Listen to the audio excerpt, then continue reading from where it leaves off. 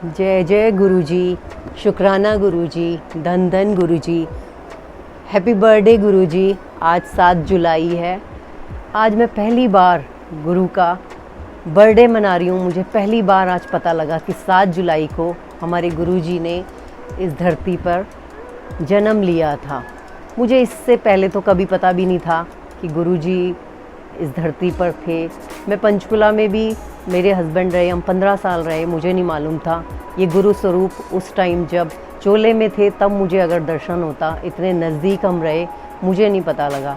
पर अब पहले मैं पिछले 20 सालों से मैं साईं बाबा को मानती हूँ भी। 20 पूरे जब मेरे 20 साल पूरे हुए तो मैंने इस उपलक्ष्य में अपने घर में बाबा का एक सत्संग रखा था। पर वो उस दिन जनता कर्फ्यू होने के कारण मुझे घर में ही करना पड़ा। और मुझे इसी बीच अभी 20 साल पूरे होने के मुझे लगा कि शायद साईं बाबा ने मुझे ब्लेस किया और ये गुरुजी भी मुझे एक ब्लेसिंग्स के रूप में मुझे प्राप्त हुए। मुझे ये गुरुजी सपने में आए और जैसे 20 साल पहले मेरे साईं बाबा मेरे सपने में जिस चोले में आए थे, वैसे ही ये गुरुजी मेरे सपने में वही चोला पहन के आए और अपने झूले में झूलते झूलते अपने पैरों से मुझे कह रहे हैं कि आओ बच्चों, नज़दीक आओ, मैं तुम्हें ब्लेस करता हूँ। मैंने उसके बाद जैसे ही मैं बाहर निकलने लगी तो वो जितने वहाँ सेवादार थे उन्होंने कहा कि आप ये चाय पी लो। मैंने सपने में देखा कि मेरे हाथ में एक चाय का कप ऑलरेडी था। उन्हें मैंने सेवादारों से पूछा कि क्या मैं ये चाय अपनी वाली चाय पी लूँ? तो उन्होंने कहा हाँ, आप ये भी पी लो और हम जो दे रहे हैं वो चाय भी पी लो। और जब हम दरवाजे से बाहर निकले तो उन्होंने कहा कि आप ये स्वरूप आप ले लो। और मैं पूरे सपने में यही बोलती रही कि मैं तो गुरुजी को नहीं मानती, ये तो मेरी सिस्टर मानती है। मुझे स्वरूप कैसे मिल गया? मुझे इतने जल्दी गुरुजी ने कैसे बुला लिया? इतने जल्दी मुझे स्वरूप कैसे मिल गया? जब मेरी सुबह नींद खुली, मैं धन हो गई। मैंने अपनी सिस्टर को कहा, मैंने कहा ऐसा ऐसा मैंने सपना देखा। उन्होंने कहा अंजू तू तो धन्य हो गई, क्योंकि तेरे को तो गुरुजी ने बड़े मंदिर में बुला लिया और जो चाय का प्रसाद तुझे दिया है वो बड़े मंदिर में मिलता है। मैंने ना इससे पहले चाय प्रसाद सुना था, ना मैंने बड़े मंदिर के बारे में सुना था। मैं तो सिर्फ साईं बाबा को मानती थी। मैं वहाँ से शिरडी से आई थी तो मैं अपनी सिस्टर को शिरडी के एक्सपीरियंस सुना रही थी और वो वहाँ के यहाँ गुरुजी के अपने सत्संग सुना रही थी। ऐसे करके गुरुजी ने मुझे अपने साथ जोड़ा। और इसके बाद एक बार दीदी ने मेरे को एक पोस्टर दे दिया, उसमें गुरुजी के फ़ोटो थे, उसमें गुरुजी के चरण थे। मैंने अपने घर में किचन में उनको स्थापित कर दिया। आते जाते मैं जैसे साईं बाबा को भोग लगाती थी, काली माँ को भोग लगाती थी, ऐसे ही मैं गुरुजी को भी रोज़ भोग लगाती थी। ऐसे ही जैसे मैं साईं बाबा से बातें करती थी, ऐसे ही मैं गुरुजी से भी बातें करने लग गई। और कुछ दिन मैंने देखा कि मेरे घर में बहुत ज़्यादा टेंशन थी, बिना बात की मेरे घर में टेंशन थी। मैंने बस गुरुजी के चरणों में हाथ रखा। मैंने कहा गुरुजी, जब आप मेरे घर में विराजमान हो गए हो तो फिर मेरे घर में इतनी परेशानी क्यों है, इतनी चिंता क्यों है? क्योंकि मैंने अपनी सिस्टर से सुना था कि उनके घर में एक काम वाली आती थी।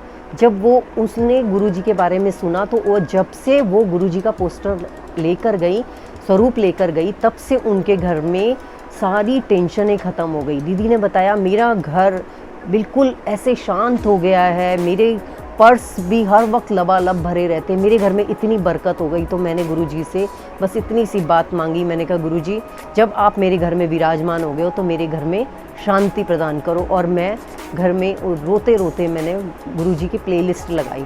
पहले भजन में मैं बहुत रोई, दूसरे में और कम, तीसरे में और कम, चौथे में और कम।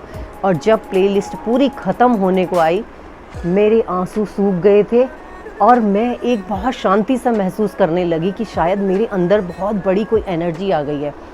और मेरा घर का माहौल ग्रेजुअली शांत होता जा रहा था। और दूसरे दिन मैंने अपने घर में टॉप फ्लोर में एक मेडिटेशन रूम बनाया जिसमें मैंने साईं बाबा स्थापित किए थे। मेरे अंदर अपने आप न जाने कहाँ से ये प्रेरणा आई कि यहाँ गुरुजी की गद्दी स्थापित करो।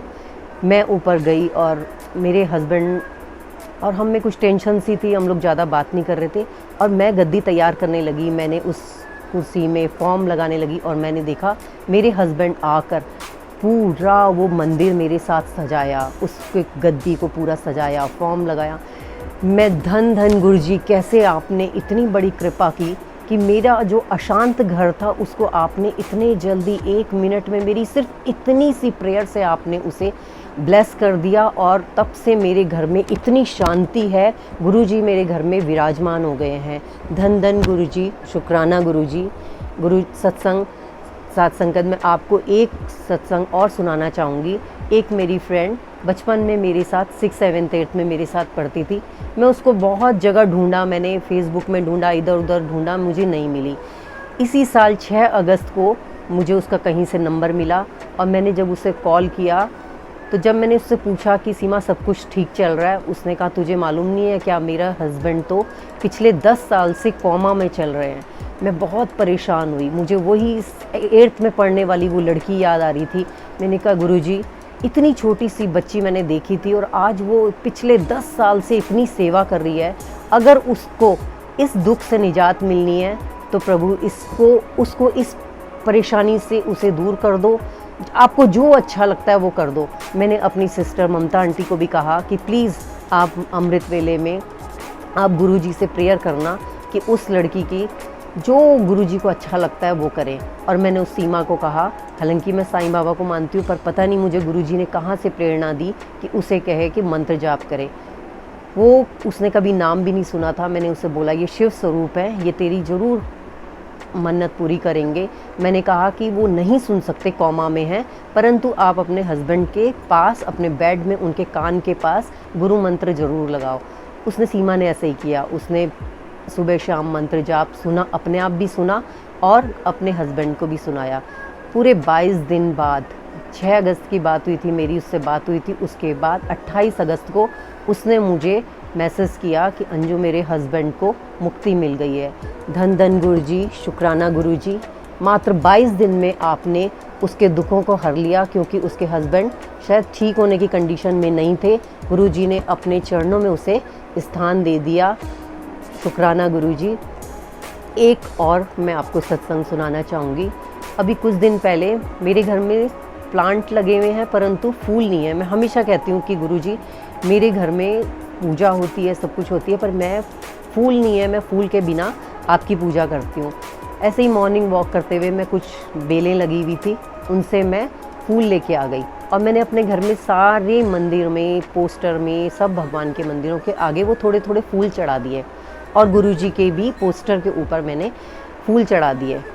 और साथ संगत जी, आप विश्वास नहीं करेंगे, सारे मंदिरों के फूल सूख गए, परंतु आज शायद 10-12 दिन हो चुके हैं, वो फूल आज भी वैसे ही हैं जैसे मैंने पहले दिन पेड़ से तोड़े थे। आज भी वो वैसे ही फ्रेश हैं, वैसे ही उनमें खुशबू है। ये हमारी गुरुजी की कृपा है। धन धन गुरुजी, शुक्राना गुरुजी।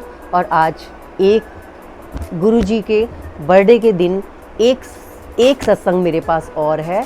आज जब मैं सुबह उठी तो मैं बिल्कुल नींद में थी और नींद ही नींद में जैसे पहला जो थॉट आता है उसमें मेरे को एकदम छोटे रूप में मुझे गुरुजी नज़र आए। जैसे 20 साल पहले मुझे साईं बाबा नज़र आए थे और गुरुजी जो मुझे अभी 4-5 महीने पहले जो गुरुजी ने मुझे सपने में दर्शन दिए थे, आज वैसे ही गुरुजी उसी रेड कलर के चोले में थे, परंतु उनके बाल लंबे थे। जैसे मेरे घर में एक ठाकुर जी हैं, उनके बाल लंबे हैं, पर वो बाल रूप में थे।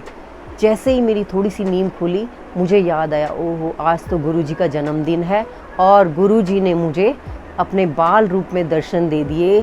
जय जय गुरुजी, धन धन गुरुजी। गुरुजी, हम तो कुछ भी नहीं हैं, इतनी सारी करोड़ों की दुनिया में भी आपने मुझ पर कृपा की और मुझे अपने बाल स्वरूप का दर्शन दिया। जय जय गुरुजी, धन धन गुरुजी, शुक्राना गुरुजी, हैप्पी बर्थडे गुरुजी। जय हो गुरुजी।